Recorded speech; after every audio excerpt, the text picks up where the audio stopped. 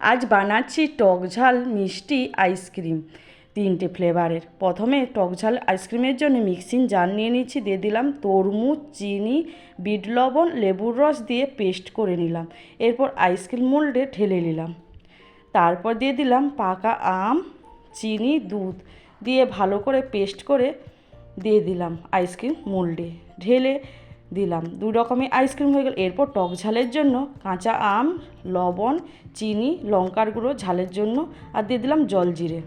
এরপর অল্প পরিমাণ জল দিয়ে ভালো করে পেস্ট করে দিলাম, আর দিয়ে দিলাম লেবুর রস। দেওয়ার পর আইসক্রিম মোল্ডে ঢেলে নিলাম।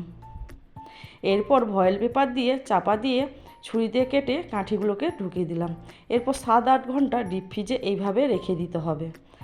7-8 ঘন্টার পর ফিরে এলাম। এরপর দেখুন কতটা জমে গেছে আর কতটা সুন্দর দেখতে হয়েছে। এরপর প্লেটের মধ্যে এইভাবে বের করিয়ে বাড়ি